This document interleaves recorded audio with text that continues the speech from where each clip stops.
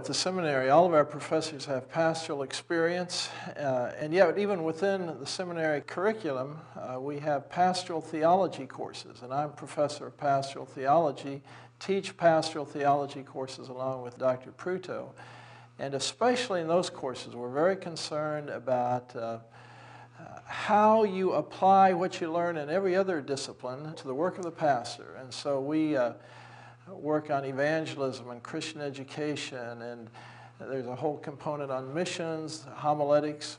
And so, for example, I'll be teaching evangelism here starting soon, and in that class we talk about the theology of evangelism, but some of that is covered in other courses. But then we do very practical things. We have students get exposed to door-to-door evangelism. We have students that invite their friends to hear the gospel preached here in the context of the seminary community.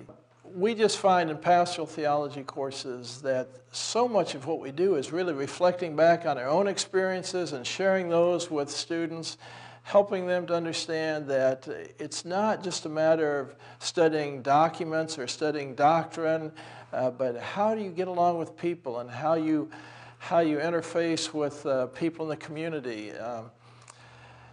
And so it's the hands-on, day-to-day life of the pastor that we really concern ourselves best. We believe that it's not enough that students have good theology, or even that students have good theology and are godly, but they have to be able to pass along to their congregation all the things that God taught them. And so matters of biblical counseling and preaching, teaching, Christian education, these things are vitally important if they're going to have a fruitful ministry.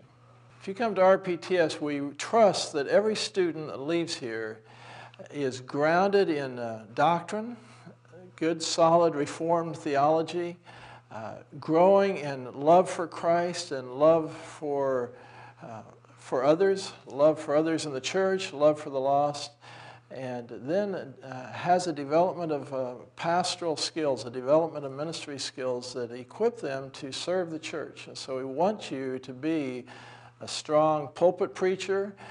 We want you to have gifts in evangelism. We want you to be able to lead a session. We want you to be able to demonstrate leadership gifts so when you come to a session meeting, you understand what needs to be done, and you have some gifts to make that happen in an orderly way.